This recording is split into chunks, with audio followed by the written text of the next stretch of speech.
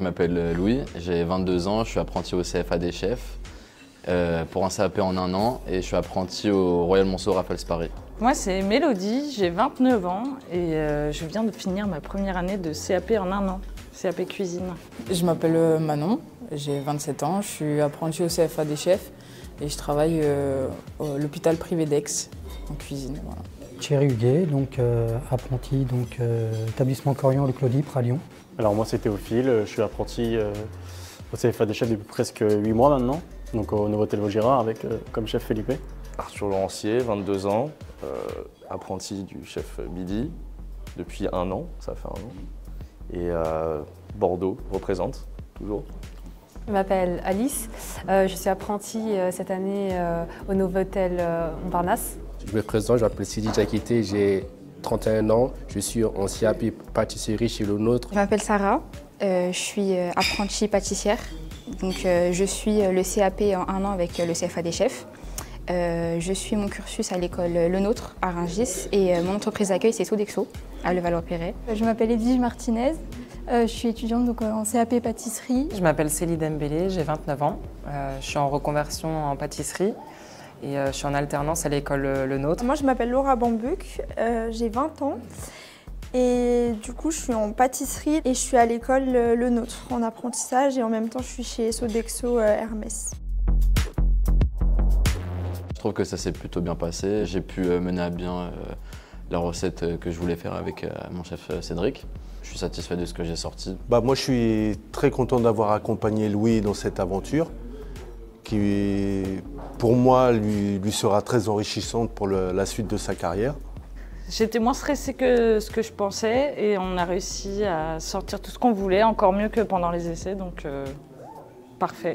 Mélodie a été parfaite dans l'exécution des 2 recettes. Ça s'est plutôt bien passé, un peu de stress au départ, mais après tout a suivi son cours, donc c'était plutôt sympa. Elle a bien géré le stress. Ça s'est très bien passé, dans l'ensemble je pense. Maintenant, on s'est organisé pour que ça se passe très bien. On était dans les temps, on a fait ce qu'on a voulu. Je suis très content de mon apprenti qui a su mettre en place ce qu'il avait à mettre en place au bon moment. À titre perso, ça s'est pas très bien passé. Je suis content de l'expérience et de l'avoir fait, mais la réalisation n'est pas apparue comme je voulais que ça soit. En tout cas, c'est sûr que j'ai appris. Et ça, c'est le plus important. Franchement, l'épreuve bien, on n'est pas arrivé stressé. On était prêts, on savait ce qu'on avait à faire. Intense. Ça va, on a été dans les temps. Perso, je me prononce pas. Je me prononce pas parce que ça porte malheur. L'épreuve, ça s'est super bien passé, j'étais dans les temps, c'était hyper intéressant. Moi je suis une personne très à la cool, donc j'ai pas senti le temps passer, pour moi c'était vraiment une partie de plaisir. Oui, ça s'est bien passé, on a dû gérer pas mal d'imprévus, niveau matériel, niveau produit. Mais après, le but, ça a été aussi de gérer avec ces imprévus et de réussir à sortir un dessert présentable et dont on sera fier quand même au final. Ça s'est bien passé, mais j'ai été un peu rattrapée par le temps.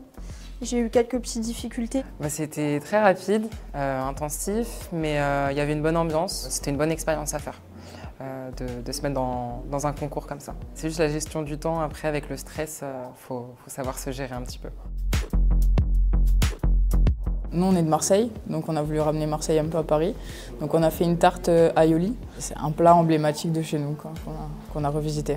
Mon entremets, du coup, on l'a appelé le méditerranéen avec ma tutrice qui m'a accompagnée. C'est un entremets plutôt estival, à base de pêche, du coup, d'huile d'olive, de thym et d'agrumes, donc citron jaune. Pour nous, pour cette recette, on a voulu travailler, on a voulu enlever tout le superflu et vraiment avoir l'impression qu'on mange un bouquet de fleurs et pas qu'on contemple un bouquet de fleurs. En ce qui concerne le dessert, on a fait une revisite style japonais, donc des mochi. C'est des recettes qu'on a réfléchies, qui étaient plutôt assez techniques. Donc c'est vrai qu'il a réussi quand même à aller jusqu'au bout. C'est très bien ce qu'il a fait et c'est vrai que